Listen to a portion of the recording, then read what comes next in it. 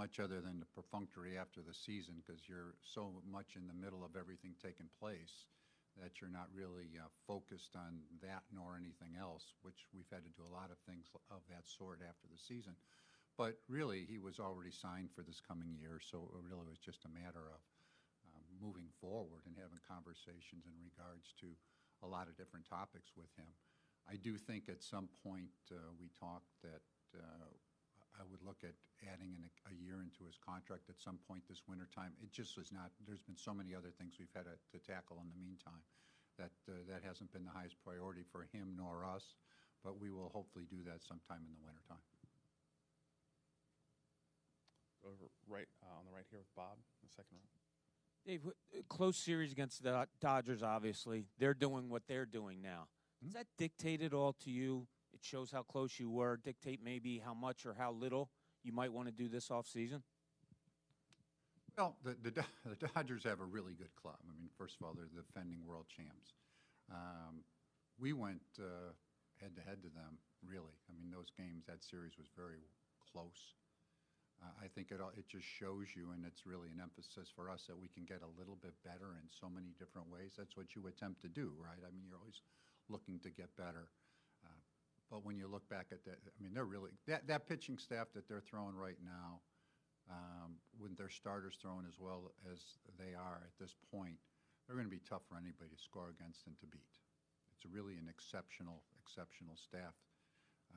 Snell's two-time Cy Young Award winner. I don't think I've ever seen him throw better. So if you're going to beat him, you're going to really have to do everything right. And we really were toe-to-toe with the pitching aspect of it. Actually, they hit less in the division series than what we did. But it just shows if it's a throw to one side of the home plate versus the other, if it's a bad pitch by a couple inches that gives up a 3-run homer at one time versus not hitting the 3-run homer yourself. If it is, unfortunately, a missed play at the pitcher's mound. If it's a missed call on a pitch that the umpire apologizes for immediately to your catcher. All those things are little things, and you just have to keep going. We're close to them. We battled them. And I think we're in the same neighborhood, but we didn't beat them, and we have work to do in order to do that. Okay, Todd on the left. Are there any other changes to the coaching staff, or is everybody coming back? Well, there's everybody's coming back, but we're going to have one change. We're adding a role this year to try to, again, make us maybe just a little bit better and add something. So we're going to add the position of Major League Field Coordinator, which a lot of clubs have now to their coaching staff. I think about 80% of the clubs have that. Mike Calitri is going to take that role for us. He's an ideal person. He's got the skill set to do that, continue to coordinate spring training and a lot of other things for Rob Thomson. And in turn, we'll look outside the organization to add a Major League bench coach to assist us and assist Topper in different fashion of different things. But everybody else is coming back. Is it important for the next bench coach, or important in your mind to have somebody with maybe more in-game, game day experience to kind of be in Rob's ear during games? Well, managers use bench coaches in different fashions during a game, but I think it would be ideal to have somebody that maybe has had some managerial experience or that type of role, but we'll see when we get down to it. There's 8 big league managers' jobs available still. There's already 3 been hired. I don't know how all the things are going to shake out in that regard, but we have that role. We think Cal is perfect for that role. He's done such a good job for us in so many ways, but I think, again, makes us maybe a little bit stronger to have that type of individual on the staff. And anytime a team doesn't hit in the postseason, bullseye goes on the hitting coach's back. So what can you say about Kevin Long's, the job that he did? Well, Kevin Long's an exceptionally good hitting coach, and with Dustin Lin and Rafael Pena, I think we have a good hitting program. You can always get better, right? Nobody's perfect by any means, but I think that they're very good. We're among the league leaders in so many different categories. We had the league leader in home runs, RBIs, and batting average, and we were pretty high up there in runs scored. I think we improved our plate discipline this year. To some extent, didn't chase quite as much. And again, I'll come down to that. I know a lot of people point to the postseason, and believe me, it's frustrating. You get there and you go year in and year that was a really good pitching staff we faced in the postseason. I don't know what you do to hit 100 miles an hour on a consistent basis. We had thought perhaps that some of our hopes would be, I mean, you're always hoping a guy throws a bad game against you. We also thought that maybe a couple of their pitchers, like Sasaki at the end, who really had struggled some at the minor league level, but all of a sudden he's throwing 100 with a split. That's outstanding. I can't put that on hitting coaches. You just hope that at some point one of your hitters or a couple of your hitters get hot against that type of pitcher. But that's hard. It's a really, really hard. And that was really, really good pitching. And I can't put that on Kevin and his staff. So they're really good. Let's go in the back left. Matt. Dave, a year ago you sat here and said you had to be open-minded to change, but that there wasn't necessarily going to be a lot of change, status quo. How do you enter this offseason, leaving in a similar round, roster is similar to last year? When you go into this offseason, do you think there needs to be more change? Well, need to be more change. We won 96 games. And again, you're always looking to get better. So we will be open-minded to that. I think it's a little bit different in that there's some built-in situations for us that are going to have to be addressed. So where you go as a club is very much dictated on some of those moves that end up happening, because we've got some key players that are free agents for us. We've got the three that were with us all year long with Schwarbs and JT and Ranger, and then you're in a position where Harrison Bader did a really nice job for us too. And we have others that are free agents, but those are really the four key guys for us. So bringing them back, not bringing them back, we'd love to have them all if it worked out. It's probably impractical when you're going to have all four of them back. We also have some young players that we're going to mesh into our club, leave open. I'm not going to declare that anybody has a job, but there will be some people that were really open-minded to be in with our big league club next year coming out of spring training. Justin Crawford's one of them. Andrew Painter's another one. Otto Kemp's another one. I wouldn't even preclude Aiden Miller from being that type guy.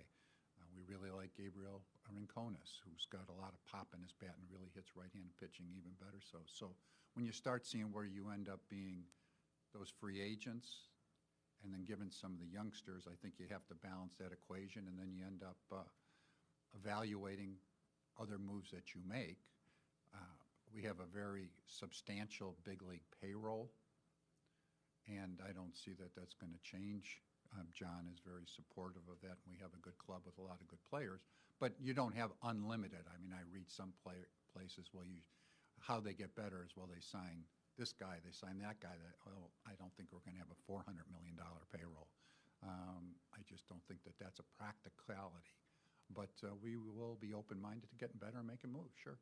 You see the outfield as a place where you can enact change? Well, you can, and I would think it would be. That's because the infield is pretty well solidified. But again, is it catcher? I don't know, because I hope we bring JT back, but I don't know. Where does the DH aspect of that fit into, and the outfield, who plays into that? Justin Crawford, you're looking to put into there, so into a position there and keep it open. So, I mean, outfield's a practical because it's the one area that's probably not as strong as some of the other areas with the club, but it was much improved the second half. I don't know where Bader fits into that. If he re-signs, that changes the picture too. So, but it's, that's a logical area that you would look at.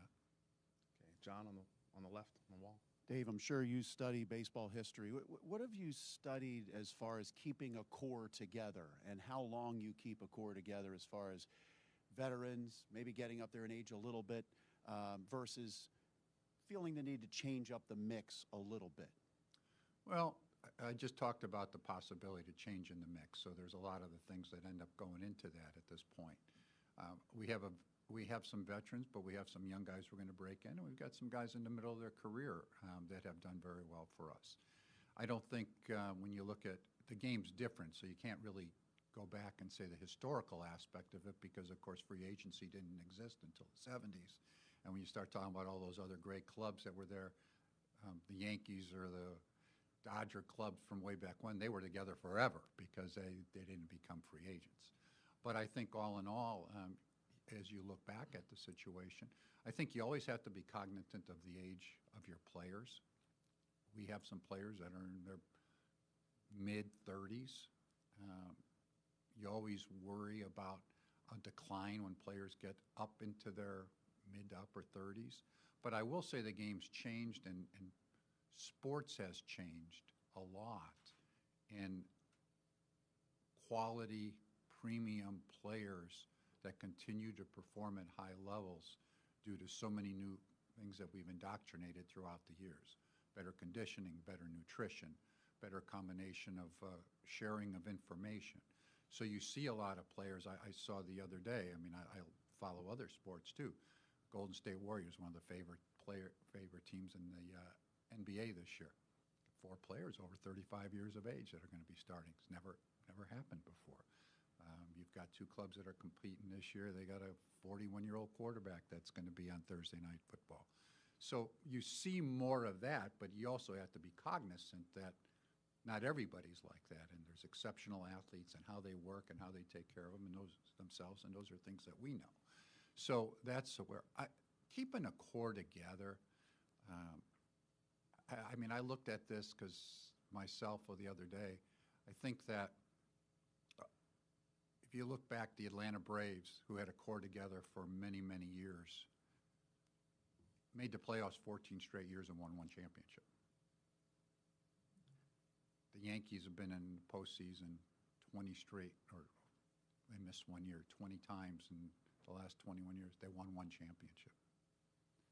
The Dodgers, until just, and of course you had the COVID year, they had a lot of years together with the core, and they won last year. And they've made some significant financial investments. They've done a great job, and they've picked the right players. So I don't think it's so much the core if they do well, but you also have to have that core, which you go back year in and year out. They continue to work hard. They continue to be driven, which I know our guys are. But you have to perform at the big levels at the postseason, which isn't always easy. And that's like when I saw this Dodger pitch, and it worried me going into the series because I watched some of those guys throw before we got here, and they got their guys healthy and right for us, the wrong time. So we'll see how long they can keep it up. Okay, let's go to Howard in the middle. Dave, a couple things to just kind of drill down into. The outfield side of things, obviously Harrison was really effective for you in center field. He has played left. Crawford has played, center and left for you guys. I'm wondering, do you see a scenario where they could both be in your outfield next year? And do you have a preference for one over the other in center or left? Well, I wouldn't say any preferences one way or the other and all that, and I don't really know how all that picture is going to work together, because when you start talking about the free agency aspect of it, the growth of Crawford, Rojas still is a guy that we like. He would have been, I saw somebody say, geez, I don't know why they didn't have more speed on their bench. Well, he would have been on our bench, but he was hurt at the end of the year, and he's fine now. He'll play winter ball. But how all that mixture works together with Brandon Marsh and Castellanos and all that, we'll just have to wait and see. But I will, and I think that's one of the things you'd have to look for us is who is your best center fielder if you have all those guys, if they're on your team. Crawford can play left or center. Bader can play left or center. He's been exceptional in center field. Marsh can play both. He's probably played better, he's been fine in center, but he's been a little bit better in left. So I don't know which roles they would play. To be dependent upon who made the club at a particular time. And just on the infield side, you talked about some stability there. With Bryson Stott, it's been now several years where he's really struggled to hit lefties, and obviously that came up in a big spot. Do you see him as your everyday second baseman going forward, or is that a potential spot to work in Aiden Miller, in addition to obviously Sosa, who did so much for you this year? Well, Miller, I guess, could eventually play second, but Miller's coming up here. He's going to be an everyday player at the beginning of his career here. We're not going to bring him up and not play the majority of time.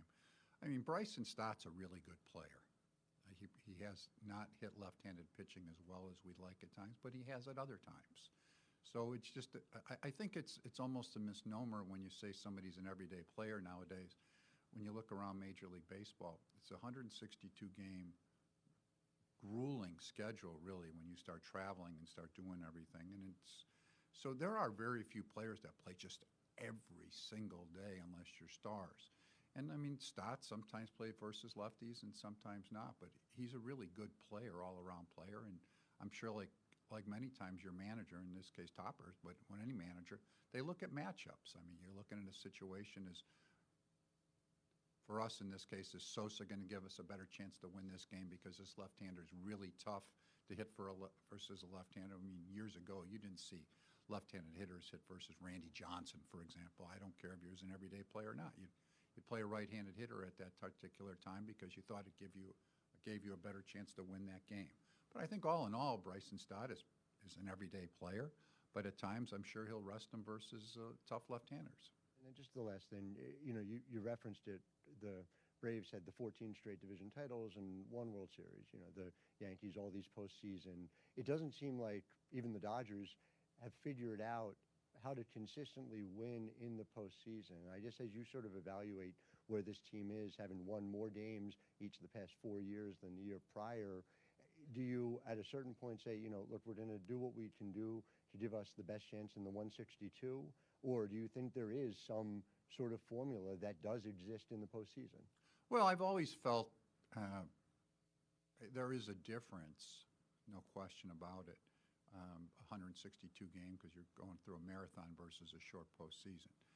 And I don't like to say it's the randomness of the postseason, but anybody knows that if you play 5 games, start with a 1 game, if you play a 1 game postseason series or a best of 3, there's a blue pit that can make a much bigger difference than it will in a 162 game season. But I do believe that all in all, you build your club in some similarity, but your 5th starter, for example, doesn't become as important in the postseason as it does during the regular season because you really don't use that person. I think you build it with really good start and pitching. I've always believed that, but it's still, we had really good start and pitching. Right? But we faced a club that had really good start and pitching. And then actually, if you look, and you check back, this has been a little bit different for the Dodgers because they haven't had as good a starting pitching in the postseason in recent years. Last year, they were in a position where they kind of mixed and matched and had bullpen games based upon it. But when you're throwing the guys out there and have them, that's the ideal scenario. I'd love to be able to be in a position. I don't know what's going to happen with Ranger, but all of a sudden you start saying, we have a healthy Wheeler. We have a healthy Sanchez. We have a healthy Luzardo.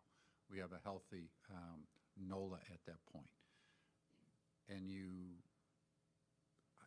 to me, that's an ideal way you go into the postseason and you try to do your best at that point. But you still have to score runs. You still have to get – it's a fine line. And really, if you look back, and we've talked about it here, and this is not blaming anybody, right? It's the happenstance of how the game goes.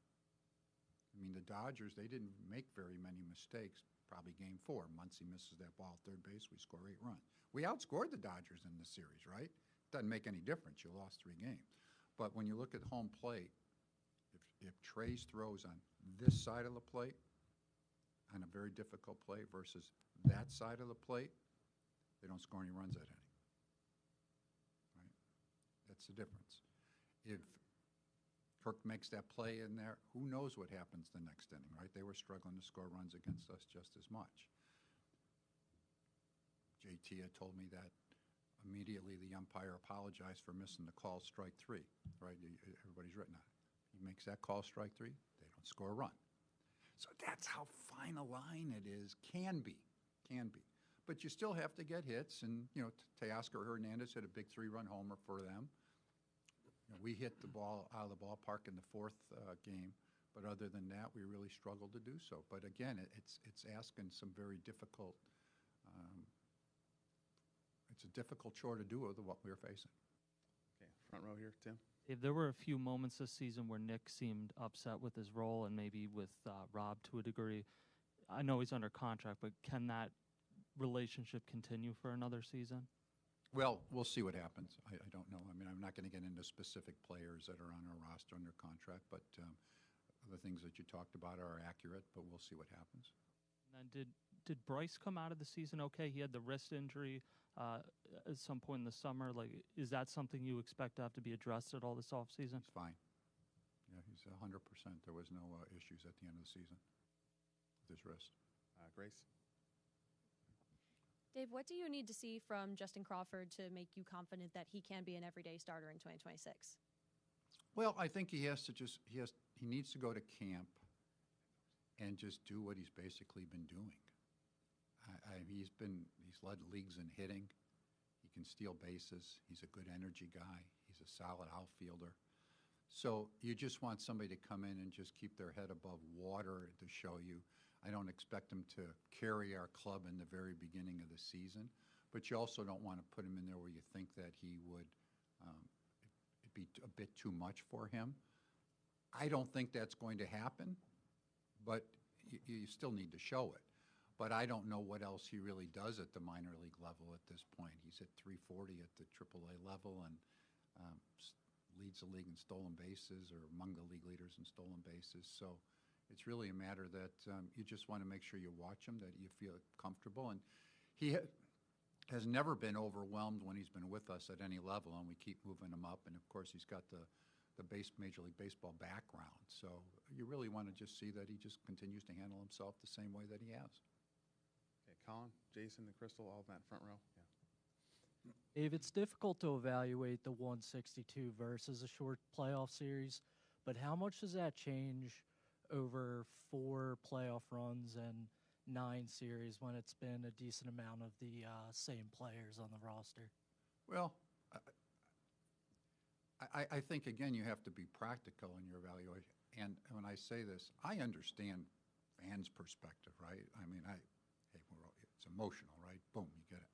But I have to keep an even keel perspective. I mean, if I said to you, let's just pretend, okay, we're going to change our team, and just a question.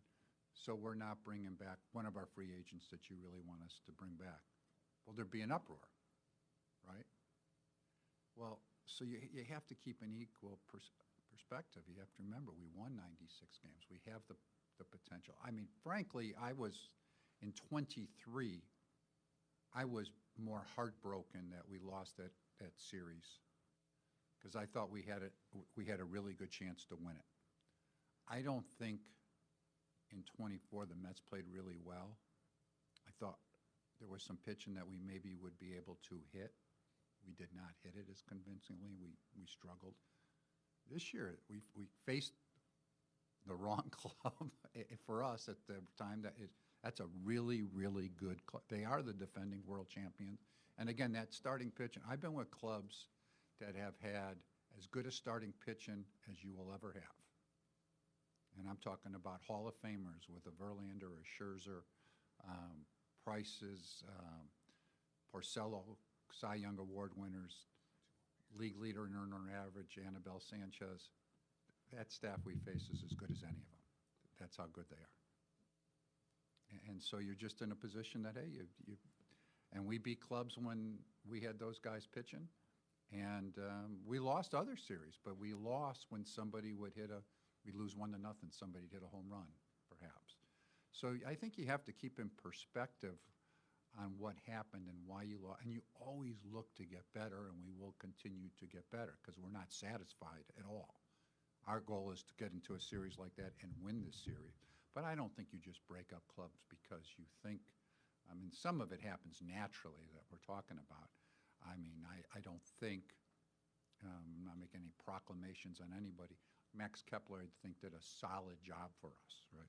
Well, he's not going to most likely be back because he's a free agent, and we have Justin Crawford coming. So there's a built-in type of adjustment. And then when you deal with your free agents, you deal with those and see what happens. But when you look back, I don't think any big league clubs have just gone out there and just said, the Atlanta Braves way back when, it was a lot of years before they won a world championship, and they had Smoltz, Glavine, Maddox in their rotation, and they had Andrew Jones in center and Chipper Jones and a lot of other good players, and they kept going at it, and they finally won it. And then they played better that particular year, and I think that's what we need to do, is to continue to strive to get a little bit better. Okay, Jason on the left. Dave, after Game 4, Kyle talked about his admiration for this organization, how most people here have become family. Now, I know, the business of professional sports is always going to prevail, and you can't tell the future. And these things are nuanced, but what kind of priority are you guys putting on bringing him back? Oh, we love to bring Kyle Schwarber back. It's a priority for us. He knows it. But I also know he's a free agent. So that's what ends up happening when guys have free agency. You never know what happens. But, it's a real priority for us to try to bring him back. And he knows it, and his representative knows it. But we'll see what happens. Okay, Crystal on the left. Hi, Dave. You spoke about the great success in the regular season and free agency looming, but when you think about constructing a lineup from top to bottom that can make that deep postseason run that you're looking for, what do you see as the greatest room for improvement from whether it's top, middle, or bottom of that lineup? Well, that's a hard question. And when I say hard, not that they're not any easy question. It's a difficult question to answer because the reality of it is we have a lot of solid players in our lineup.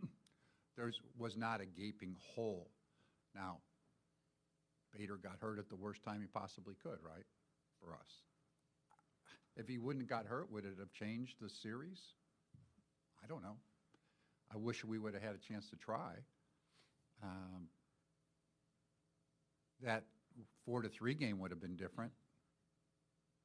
We'd had speed on the base pass. We wouldn't have to pinch run. So you just never know about those things. I don't think we had at the end a gaping hole. Sometimes guys just have to do a little better than that they do, and you hope you get them hot at a particular time, and you look to get a little bit better here, a little bit better there. I mean, you look at that game too.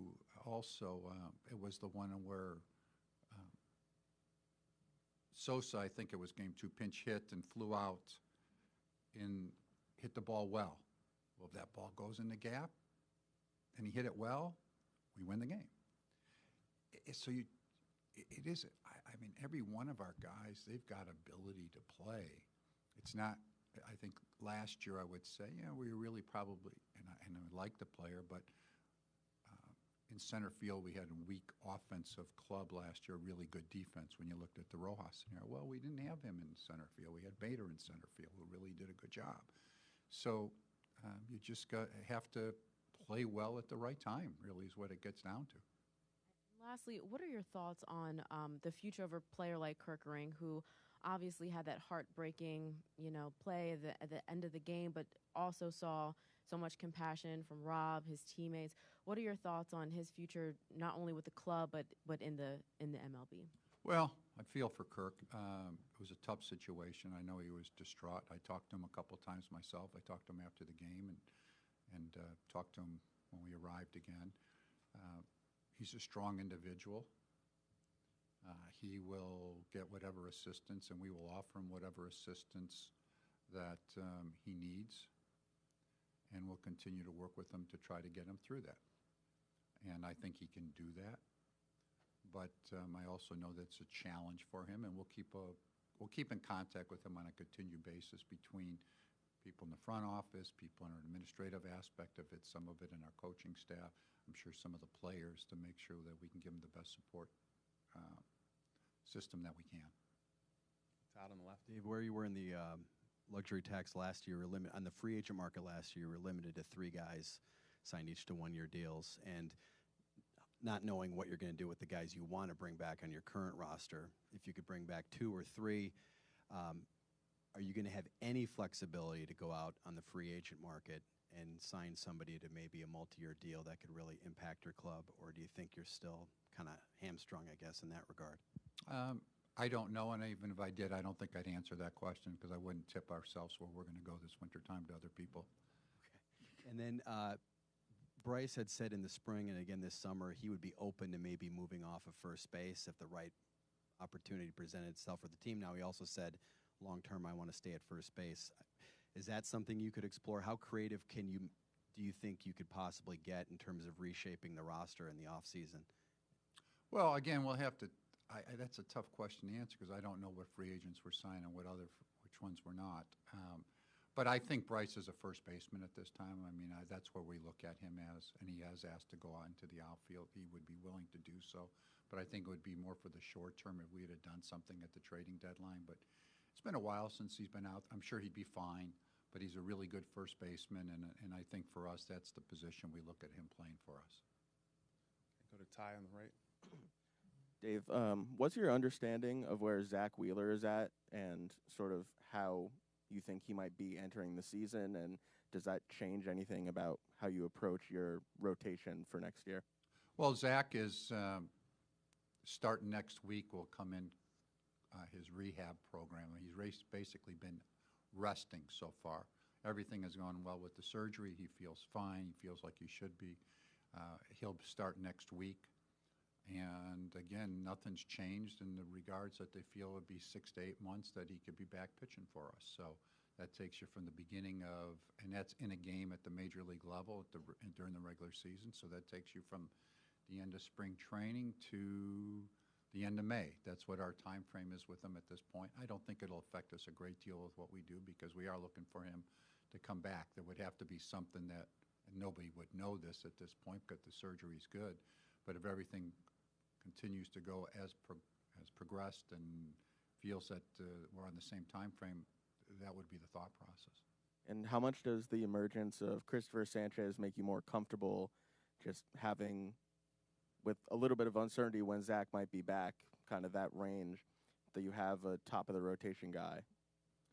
Well, it helps, but I would rather have Zach Wheeler back and Christopher Sanchez. So, I mean, that's the reality of it, and I'd like to have I think for me what has been, and I've dealt with thoracic outlet syndromes in the past with a few of the players. It's not a lot of them.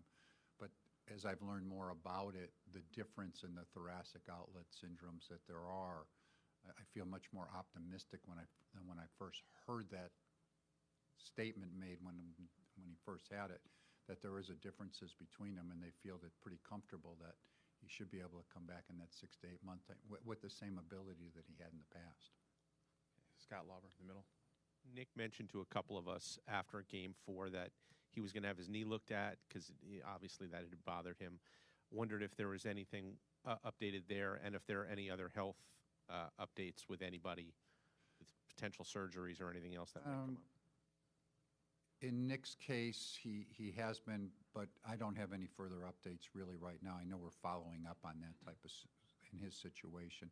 Probably the only guy I know that needs to have a little bit done is Otto Kemp has to have some things cleaned up in his case. But other than that, I think that's it.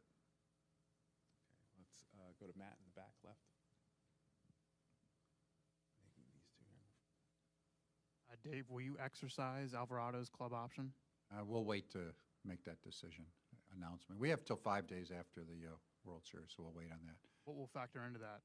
I mean, given what you saw at the end, and I know you're steadfast in believing that his suspension was not necessarily performance-related. Well, we just have to sit down, really make the final decision. So, I mean, that's really what it comes down to, just not prepared to make that statement yet. And with regards to Bryce, what is the club's view on his season? Was it performance-wise, and also, why do you believe maybe that it was maybe just a down season for him and not the start of maybe a downward trend? Well, I don't think. I mean, in Bryce's case, of course, he's still a quality player. He's still a all-star caliber player. He didn't have an elite season like he has had in the past, and I guess we only find out if he becomes the elite or he continues to be good. I mean, it's not like he's, it's like if you say to me, I look around the league, I was trying to think, Freddie Freeman. He's a really good player, right? He still is a good player. Is he elite like he was before? Probably not to the same extent, and so that's nothing because, Freddie's a tremendous player, and that's, to me, is Bryce. Can he rise to the next level again? I don't really know that answer. I mean, and really, he's the one that will dictate that more than anything else. I mean, is what it comes down to. So, I don't think he's content with the year that he had. And again, it wasn't a bad year. But when I think of Bryce Harper, you're thinking elite, right? You're thinking one of the top 10 players in baseball, and I don't think it fit into that category. But again, very good player. I have no idea when you see somebody. I have seen guys at his age, again, he's not old, that level off. Or I've seen guys rise again. We'll see what happens. Okay, go to Charlotte on the left. When you look at Rob as manager, what qualities do you think he embraces that could potentially help lead the club on another deep postseason run next year? Well, I think he's a good manager. I mean, is really what it comes down to. And there's so many qualities when you talk about a manager that's a good manager. He knows the game very well. He's inside and out in that regard. He communicates with his players. He works hard. I don't think he leaves any stone unturned. He's on top of everything in that regard. He works well with the coaching staff, and we're fundamentally prepared. He's not afraid to tackle topics with his players. So I think all of those are factors, and many, many more that lead him to be a good manager. And I think one thing that always comes into play, which is a manager, general manager too, same thing. We make many, many decisions, right? Manager makes more on a daily basis, right? He's given hit and run, steal, bunt, whatever it may be. They're not all going to work. And B, I don't know anybody that would ever agree with any decision all the time that somebody made. I've been around, and I've said this before, so I won't go into it. I was around Jim Leland and Tony La Russa all the time. They're in the Hall of Fame. They're two of the best managers in the history of the game. I'm sitting upstairs. I never agreed with everything that they did all the time. Nor did their bench coach, nor did anybody else. But if you ever asked them why they did it, they had a reason behind it. They don't say, oh, I flipped a coin and I decided to do that, right? They're really on top of it. And so sometimes from a strategical perspective, managers, hey, I've made plenty of bad decisions in my career as a general manager that could have been better. You make mistakes, or you make things that can be questioned. But if you do it soundly, with sound reason, but I think there's way too much emphasis that's always placed on that didn't go well or this didn't go well. It's different than if you're doing something that just doesn't make sense. I mean, if you're pinch running, let's say you pinch run a catcher who can't run for a speedster in a 2-2 game at second base, I'd say, like, well, really, what are you doing, right? This not a very sound move. But that doesn't happen at the big league level. So I think that you just you review the overall picture of what somebody does, and I think he does a really good job for us. So here in the front, let's go Dave, and Devin, then Anthony. Go ahead, Dave. To follow up on some of the things you spoke about a handful of answers back with the talent of the club, the randomness of the postseason, the frustration from the fans and with your team. Why should fans believe in this team going forward after the heartbreak of losing 10 of the last 13 playoff games? Well, because they're a good team, and they play hard. And it's funny when you say that. I have friends all over the country, and look at the support we get from the club, not only during the season, but during the postseason, all the time. But they'll say, gosh, you have a good club. What a fun club to watch. I really enjoy it. It is. Like, we have some of the best players in baseball, right? So that's why, and we'll continue. We have ownership that is dedicated to winning. We have good baseball people in the organization. We have good players. And so I think you remain optimistic. And you have to remember, it's hard to win. I was telling somebody, I mean, in my career, I've been in the postseason a bunch of times when we had the capabilities to do it, and some really good teams. We didn't win.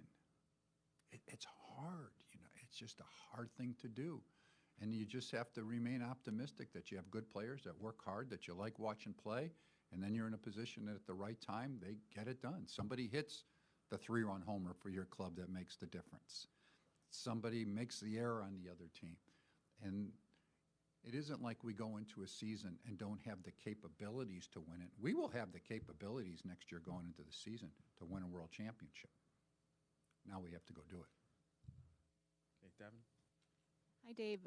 With the uncertainties around the starting pitching staff that you touched on, Zach Wheeler, Ranger Suarez's future, what did you see from Andrew Painter this past season in the minors, or what do you need to see from him moving forward to give you confidence that he can be a starting pitcher at the major league level to start next season?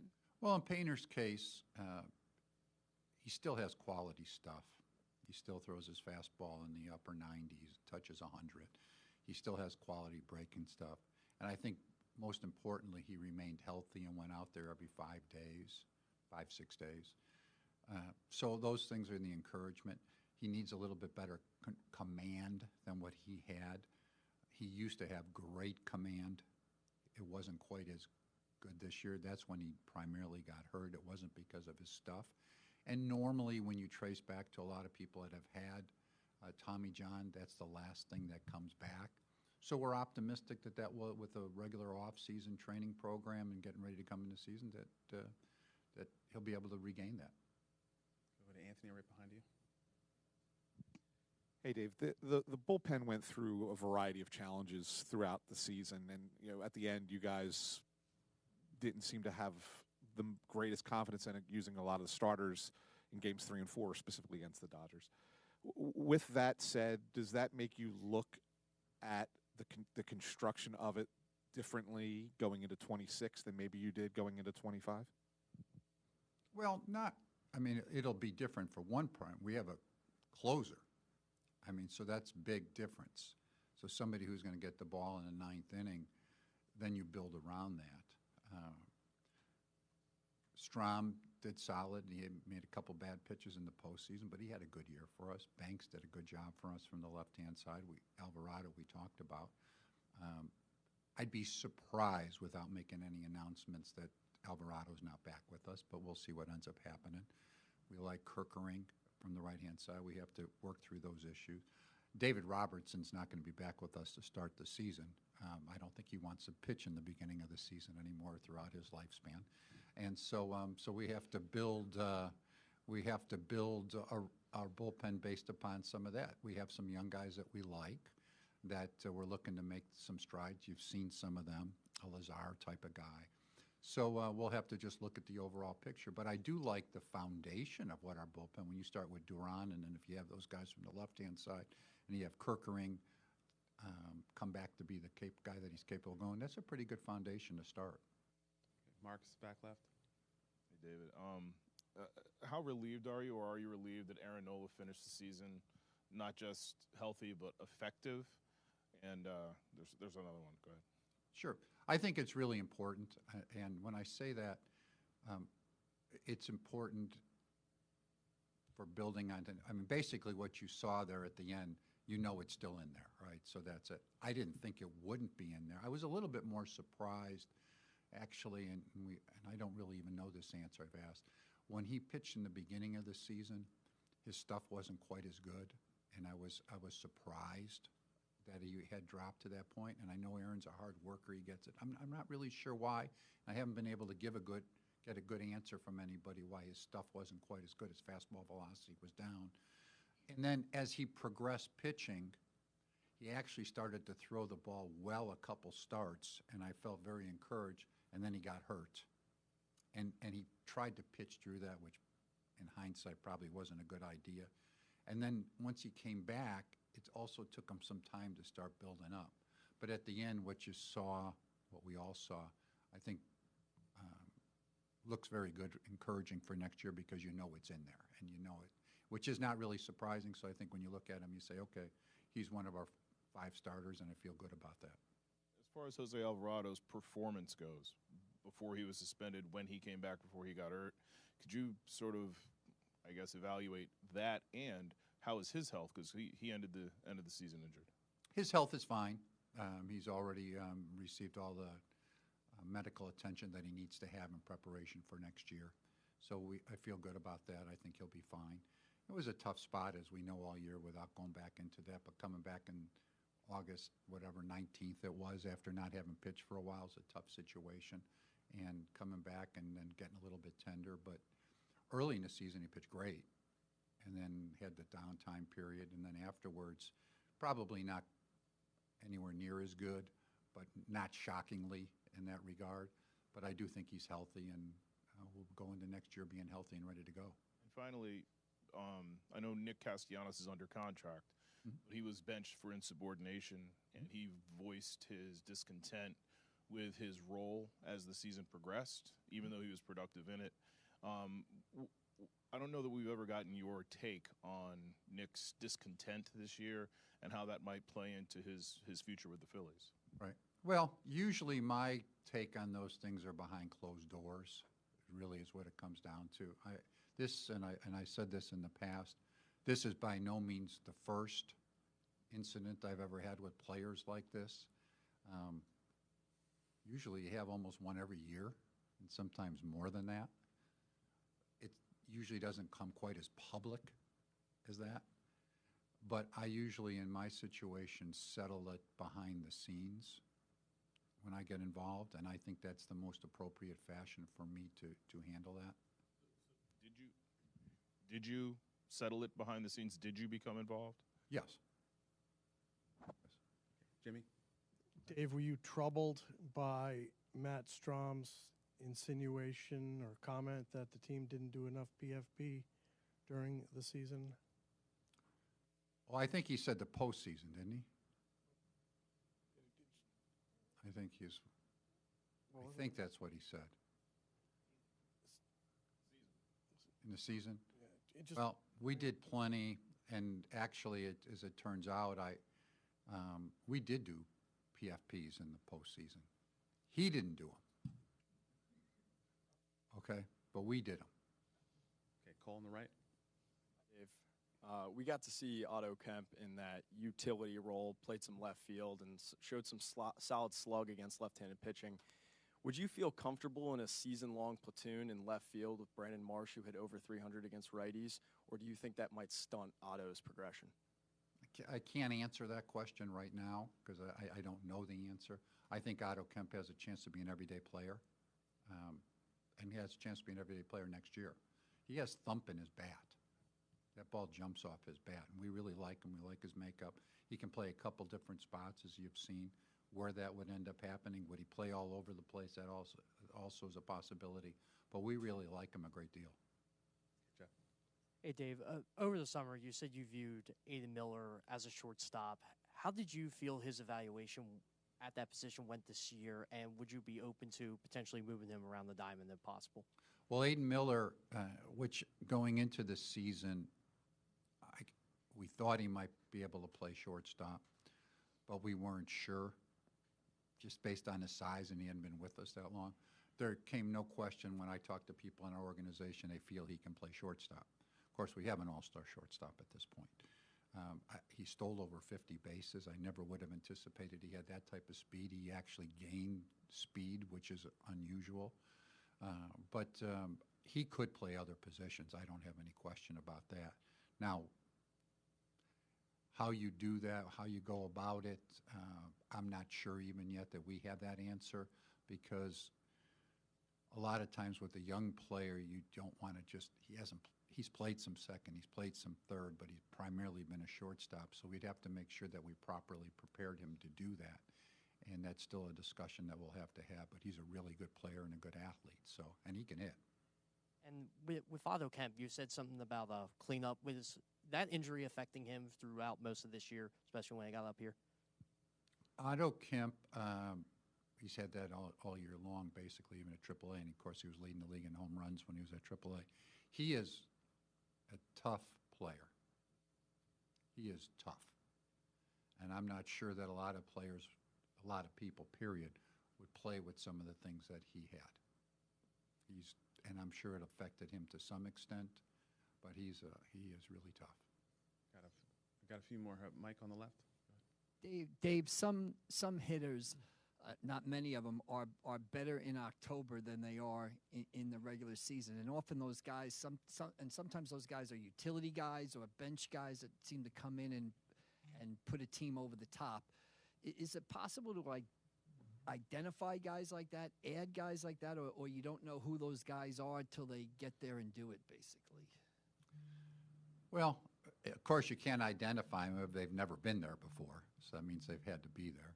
They're usually veteran-type players, but it also might make a difference with who you're facing at a particular time. So, there are some guys like that, not a lot, I haven't had too many guys in my career that are better postseason hitters than they were during the regular season, but they get hot at the right time. I can tell you, like Steve Pearce, when I was with the Red Sox the 1 year, he got hot and was the MVP in the World Series. But yeah, I don't think I would have ever just said Steve Pearce is always hot in the postseason.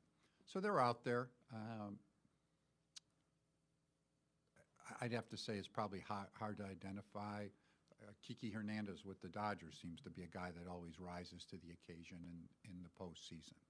But it's something you look at as far as your total package is concerned, I think, in evaluating a player, especially where we are with the hopes that we'll be there. Okay, let's go Anthony, then Destiny. Dave, you guys asked Trey to kind of make an adjustment with his approach in the season, and it worked out really well for you guys. But he still felt a little dissatisfied personally because he feels like he could give you more slug, a little bit more pop. Going into next season, would you prefer to see the same thing that you got this year, or would you like to see maybe a little bit more like he wants to provide? We don't need to see any more pop out of him. Well, that's not why we signed him. That's why he's got enough pop. He'll hit with enough pop. His numbers were phenomenal. He had a really good season. He's a really good player. And when you look at his overall aspects of what he did defensively, which was tremendous improvement. Tip of cap to him and to Bobby Dickerson and working with him. I know he's tough on himself. He's like one of these guys. He's going to be, if he doesn't hit 40 home runs and 40 doubles and 40 stolen bases, he's probably going to be, and lead the league in hitting, he's probably going to think that he needs to do more.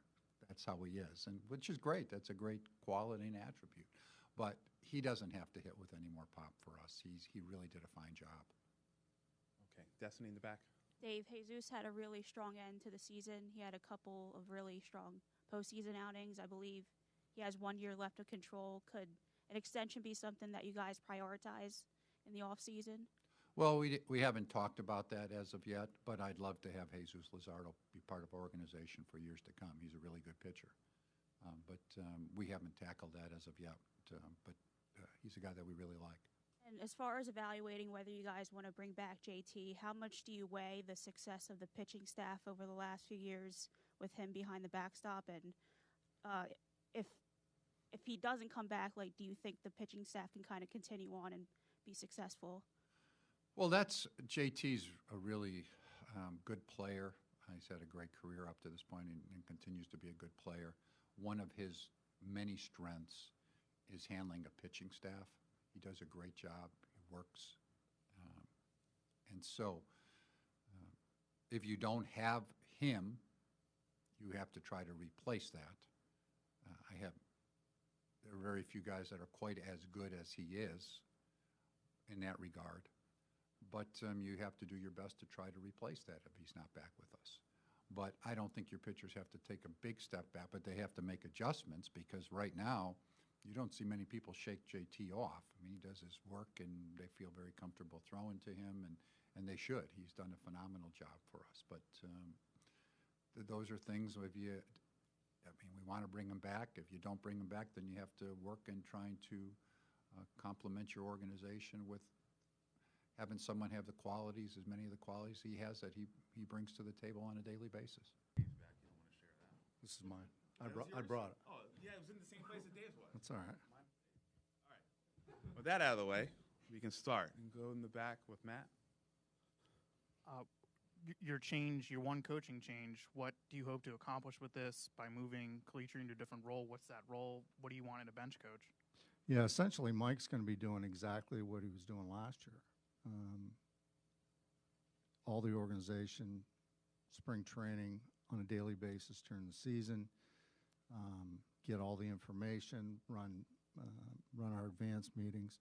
What we're really doing is adding a guy another set of eyes, maybe new perspective, different perspective on our club, new ideas, but I'm still going to be utilizing everyone on that bench, including Mike, for information during the game. So I just think it adds hopefully an experienced guy that gives just a different perspective and makes us a little bit better.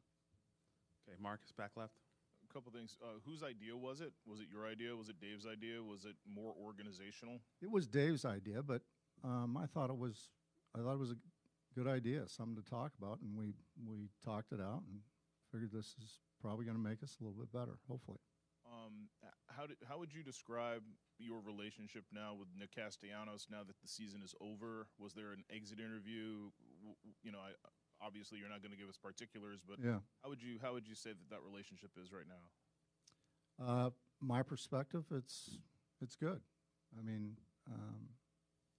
I never hold any grudges, or if I have a problem with a player or another coach, it doesn't linger.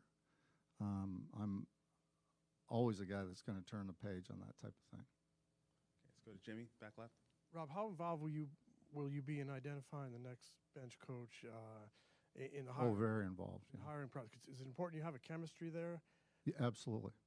Absolutely. Not only myself, but with the rest of the staff. The staff is so good. We're just trying to add one more guy to make it even a little bit better. Like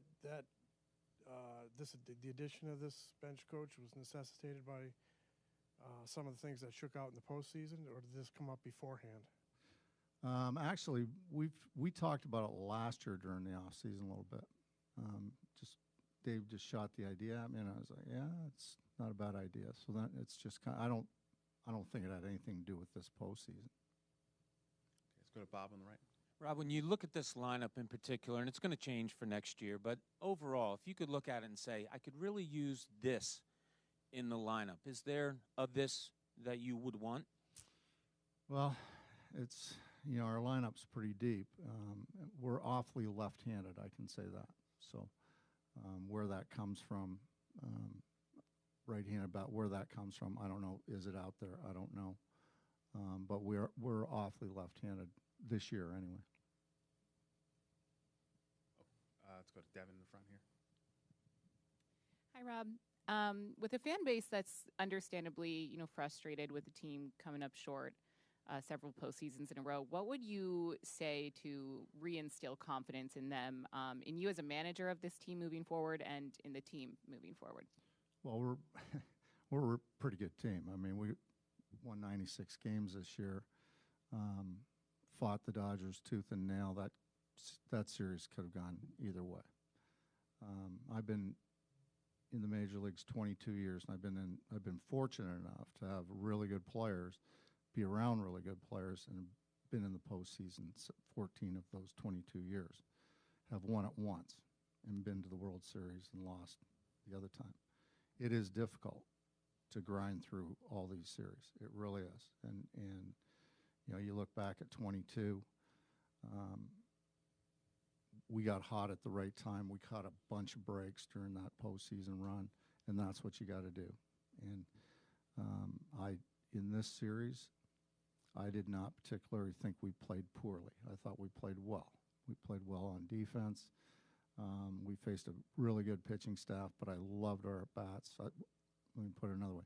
I liked our at-bats a lot better this postseason than I did last postseason, and arguably against better pitching. Not that the Mets pitching wasn't very good. So I'm bullish on this team. I really am. Partly because we have a great front office, great owner. We're going to go out and try to make this team better. But the core people that we have here are outstanding. We have an outstanding staff. We have an outstanding training staff. So I'm very bullish on this organization. Lachlan on the left. Hi, Rob. I don't know how much you've talked to Kerkering since the end of the season, but what's your sense on where his headspace is, and what's your confidence he'll be able to overcome how it ended? Yeah, I talked to him twice. As soon as we got landed, we got back in the clubhouse. I talked to him for a short period, and then the following day he came in to pack up, and I talked to him again. And I think he's I think he's in the right mindset right now. And I just reiterated that that happens to be the last play of the last game, and we're out. So it's magnified. But there's so many things that happened prior to that. A blue pit here, a great play they make on a bunt. All these different things, decisions that I make that didn't work out. All these other things are part of us losing. So everything's focused on him right now. He's going to have a long career, successful career. You just can't dwell on that, and people forget, and he needs to forget too. Go to Scott Lauber, or is Todd has. Does your bench coach? Do you want him to be an ex-manager? Possibly, yeah. That experience. Last year at this time, we were talking about Taiwan, and you were talking about how you think he could get his velo back and this and that. Is there any plan like that for Nola to get him maybe coming out of the chute, throwing harder, and not to kind of avoid the struggles that he's had? I don't know that answer, but I would think that he's going to work very hard because he always does, and I would think that he's going to try to make some adjustments to make sure that the velo's in a better spot during the season. But some guys, they build velocity as the season goes on. That's just who they are, and he's one of those guys. So I'm sure he's going to work at it and try to come in but I don't think he's going to be 95, 96 to start the season. That's just probably not who he is. Yeah. And then one more. You talked about being left-handed heavy. Bader had a really nice year, but if you look at his career, he's been kind of a below-average offensive performer. So what makes you a believer, if you guys decide you want to bring him back, what makes you a believer that is who he is and not maybe what he has been in the past? Well, I think he's made some adjustments prior to this year, and that's what gave him a little bit better offensive year. So I'm just banking on the fact that he continues to either maintain or even get better, because that's what he did this year. His numbers were really good. He was actually better against right-hand pitching than he was against left-hand pitching. So, I think he's a guy that's going to work at it, and he's going to just keep getting better. Scott? Bryce had the kind of year that I think a lot of people would take, but it was below his standard. What do you make of his season, and just kind of like where do you feel he is going forward? I think he's highly motivated to have the best season of his career next year. That's what the plan's going to be for him. Played in 132 games and hit 27 home runs. It's pretty good. You add on another 30 games or 25 games, whatever it is. The numbers look pretty good. But, yeah, I mean, it was down a little bit, but still over an 840 OPS, something like that. That's pretty good. When you say highly motivated, I mean, do you get a sense that it's any different than any other, year going in? Just kind of how your conversations with him before he left, or before it all. Well, I think he hasn't told me this, but that type of person. And I've seen it before where they've had bad years. They go like gangbusters during the off season to get better, because they want to get back to where they normally are at. And I think that's just Harp's mindset. I think that's what he's going to do. Okay, Charlotte on the left. Do you plan to make any changes to how you'll manage the club next year? To how I'll manage the club? Approaching managing. I don't think so. I mean, you learn different things every day, and you apply it. But I am who I am. And I know retirement has been on your mind in the past. David mentioned maybe working on an extension this winter. Is that something you'd be interested in, or? Oh, absolutely. I mean, I don't know how long I'm going to manage. You got to have somebody that wants you first. But I've said it many times the last 4 years, but been the most fun in my career. And it has to do with the people in the organization, the players, staff, front office, the fan base, how I'm treated by you guys. I mean, I feel like I'm treated very fairly. And as long as I'm happy and my family's happy, I'm having fun, and they want me, I'll manage. But when I'm not having fun, they don't want me, I feel like I'm getting in the way, then it's time to go home. Okay, Marcus in the back. A couple of guys who their futures aren't certain here. JT, how much intangible value does he have that we don't see that makes him increases his value beyond whatever his OPS is, and managing the staff preparation, things like that. You seem to be a big fan of his. Yeah. Why? And I can't put a dollar sign on it. It's just hard to do it. But this guy is, and I've had a lot of great catchers. I've been around. Posada, Pudge Rodriguez for a short period of time. It goes on and on and on. This guy, to me, is the most prepared guy I've ever been around as a catcher. He will spend hours watching video, making up his own game plan, and then matching it up with Caleb and talking with the pitchers. And he's got a great feel for in-game adjustments, when to go to the mound, when to change the pitch, when to change location. I can't put a number on it, but it's significant. I mean, he's just that good.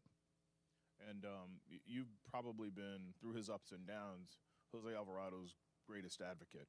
How much will you advocate for the team to pick up his option, or has his value in your eyes, I don't know, diminished, lessened? Where do you stand on him right now, considering what he went through this season and how he performed? Tough year, it really was for him, in a lot of different ways. But I think him making sure that he's healthy going into the off season kind of eased his mind, eased my mind. I'm bullish on the club. I'm really bullish on Alvarado too, and I love him.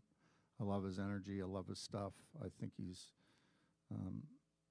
wherever he's at, he's going to have a really good year next year. Matt, back left. Dave sat up there and mentioned several prospects that he views as potential contributors for 2026. Do you believe the club would benefit from an infusion of some younger players into the mix? I love young players because they always bring energy, but they got to perform too. But I do, those guys we're talking about, Painter, I think he's going to be better second year out after the Tommy John. The command's going to get better. The quality of stuff's going to get a little bit better. He's going to be fine. Crawford looks like he's, not much more you can do in the minor leagues for him. And I know there's a lot of talk about Aiden Miller. He's come very quickly. So it'll be very interesting next spring training because those guys, they're on the doorstep, and a couple of them are ready to go. So we'll see. But I love having young players around because I think it boosts the energy of the team, the experienced guys, the fan base. The fan base loves watching young kids have success. So, I'm looking forward to spring training to see how these guys do. Okay, go to Ty, back right. Rob, I guess there's been a lot of talk about running it back versus making changes. If this club does look pretty similar again next year, how confident would you be that you guys can get over the hump? And then I guess how much do you value the continuity versus the risk of just doing kind of the same thing that hasn't led to a championship? Well, I think every team changes a little bit over the course, from year to year. So that there's always change in there. But I'm really comfortable with this core group. They work extremely hard. They're always prepared. So we will have changes to try to get better on the edges. But if we ran back the biggest part of our core group, I'm extremely confident in that. Howard in the middle. Hey, Rob. A couple things. One, just in terms of Bryson Stott, somebody who looked like he was on the cusp of hitting lefties about as well as he was hitting righties. Last couple of years, it hasn't gone that way. I know when we talked about it a year ago, a lot of it was injury-based. It seems like it was a healthier year for him. Yep. Wondering kind of where you see him relative to being an everyday player with obviously the caveat Sosa had a great year for you, hitting some lefties, playing second. Yeah, I've said this before. I view Stott as an everyday player. But Sosa's numbers are so good against left-handed pitching that you got to fit him someplace. And whether it's at third base when Bohm was hurt or mixed in for Stott against a lefty. So I view Stott as an everyday hitter. I think if he played every single day against left-handed pitching, he'd get better. He'd put up pretty good numbers. And I think the change that they made, I can't give it, let's say middle of July, with his hands. From that point on, he really had quality at bats, and those are the type of at bats that I saw way back in 22 and in the fall league in 21, and hopefully he carries that over. But I think that change he made was significant, and he got much better after that. And just in terms of Kirkering, it's obviously you talked about the need to forget. Dave talked about the support he's getting throughout the organization. There's no real pattern, right, to be able to say, here's how you help a guy forget, but what is your approach as you do that, not only heading into this offseason, but coming into next spring, summer? Are you looking at an appearance differently? Are you concerned about fan reaction differently? Just, how do you approach that? I mean, I'm not expecting anything really, but I mean, if I see it, then you have to approach it. Then you have to talk about it. But that play, if he has the same play next year, he'll make the right decision. And we can't come up with a drill to simulate that exact situation, because I can't put 55,000 people in the stands yelling and screaming, and it's bottom of the ninth or 10th or 11th inning, whatever it was. I can't simulate that. So, it's just talking through it if there's a problem, but I don't expect there to be a problem. Tim, right in the front. Rob, given how close you guys have gotten the last few years without getting over the hump, when things ended in LA, was there any part of you that wondered, A, whether you would ask to be asked to come back, and B, even whether you would want to come back? No, because at the end of that game, I was more focused on the people that were in the clubhouse that were heartbroken. And I've never really worried about my job, and maybe that's why I've always had a job. I don't know, but I just feel like if you do your job on a daily basis and you don't think about yesterday, think about today, what you need to do right now, then you can sleep at night and not worry about it, because I never have. Dave, you right in front. So during the season, you brought up multiple times how, I'm paraphrasing, that this club realizes they have to get the job done. Right? And then in this press conference, you reiterated how much fun you've had doing this and how meaningful this job is to you.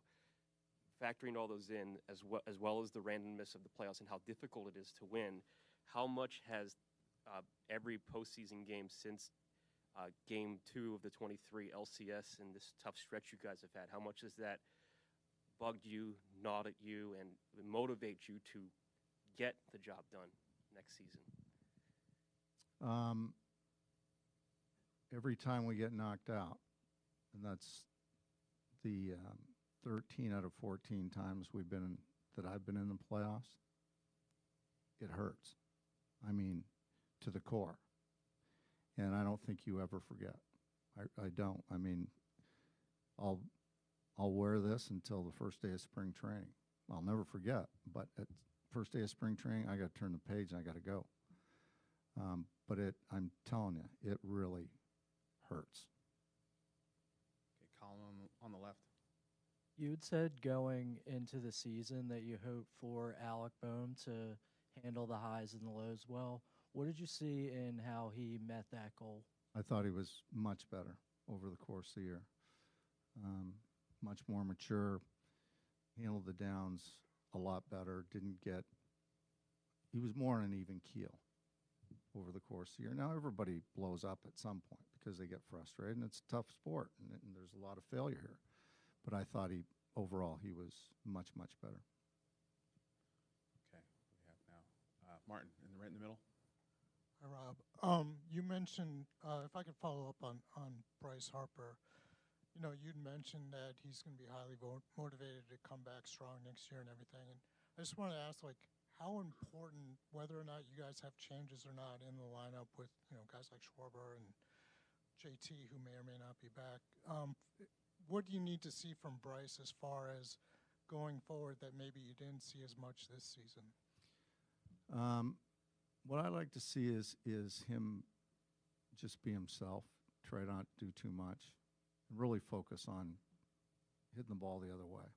Because when he does that, when he stays on the ball, he is such a great hitter. But I think he gets into the mindset that he just tries to do a little bit too much because he knows that he's Bryce Harper, and then he starts getting off the ball and things like that. So I just want him to be himself. That's all. Okay, Anthony. Hey, Rob, earlier when you were talking about the Kirkering play, you said that there was a dozen other things that happened before it, right? And you even said that there were a couple of decisions that you made that, didn't work out. With hindsight being 2020, is there anything that you would have done differently in the 4 games? Well, not necessarily in the 4 games. But what I would have done differently is checked a few more boxes going into the playoffs as far as like David Robertson having an up-down. He hadn't had one. Bringing Strom in the middle of an inning. We didn't check that box. Tried to. Would it have made a difference? I don't know. But I know that if we checked that box, I could sleep a little bit better. Todd on the left. Rob, what did you make of Strom's comments after Game 4 that he wished that as a veteran he would have advocated for more PFPs, and it's tough to ask somebody to make a play when it's not practiced? Well, we did do PFP during the break prior to the series, and it was a long PFP. But again, me or nobody else can simulate that situation. Bobble, bases loaded, 55,000 people, tie game, extra innings. We could hit him that ball 1,000 times, he'll make the play, but I can't simulate all the other things. So, you just keep working on it and try to get better, but we did do PFP. Okay, let's go to Jeffrey on the right. And hey, Rob, Dave expressed kind of the infusion of youth. I know you've touched on it a bit, but how excited are you to see a player like Justin Crawford or even an Ian Miller or an Andrew Painter just try to crack this lineup next year? Yeah, it's always exciting. I come from player development. I always feel like I'm a player development guy. So I love young kids. I love seeing them grow, getting better, getting to the big leagues, reaching their goals, their dreams. It's always exciting for me. Okay, Cole, right behind you. Hi, Rob. In terms of lineup construction, we saw a lot of Alec Boehm, JT Realmuto in the cleanup spot.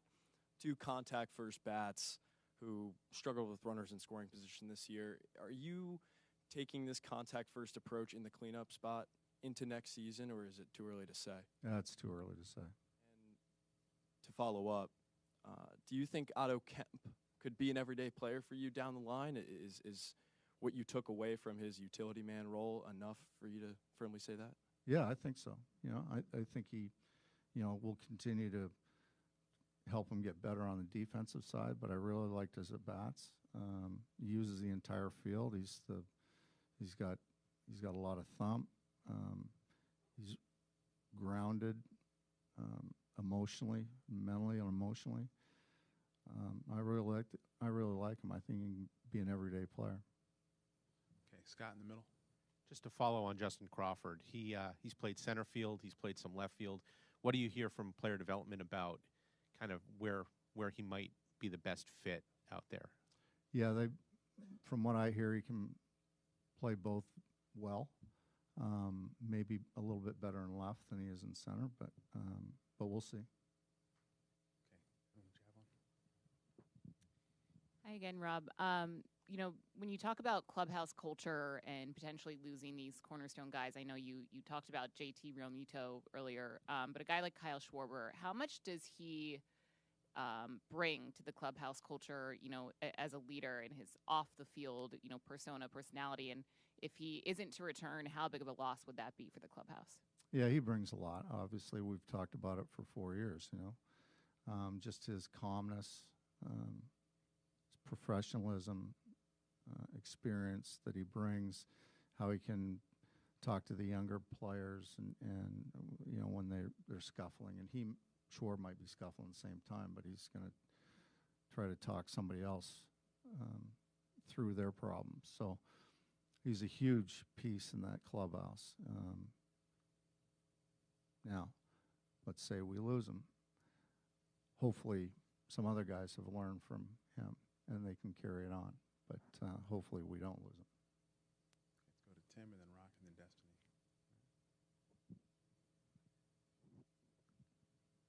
Hi, Rob.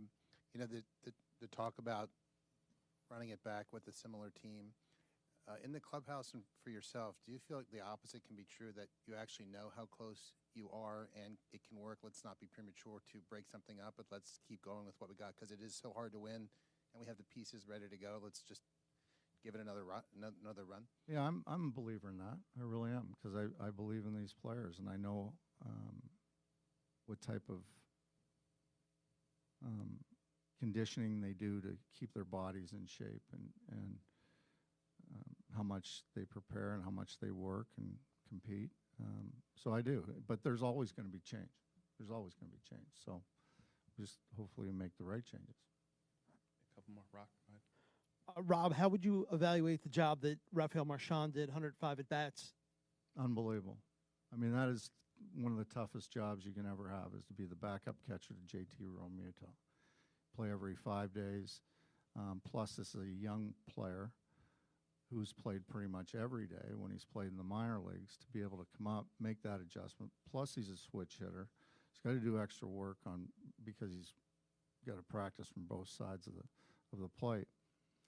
The thing, I think he's learned a lot from JT and from Caleb about game planning and preparing for that night's game. I think he did a phenomenal job. He really did. Our last one, Destiny. Rob, 2 years ago, the messaging after the Game 7 loss was we need to eliminate some of the chasing. Last year was focus on going the other way. Like, what is the overarching message this year as far as, like, the approach? Like, does the approach at all need to change? I'm still working on that because, like I said earlier, I thought we really played well during that series. And it was, you look at all the stats, offense, defense, pitching, it's so close. We stayed in the zone for the most part, much better than we did the previous year. So I'm still working on a message because I'm trying to figure out, what exactly went wrong there because, again, I thought we played well. JT said in the locker room after Game 4 that last year's loss hurt a little bit more because he felt that you guys kind of beat yourselves up. Like, do you kind of agree with him that, like, last year you guys might have, like, beat yourselves, but this year it's a little bit different? Yeah, but it still hurts. But, yeah, I thought we played much better this year than we did last year. Okay. No further questions. Thank you, Rob.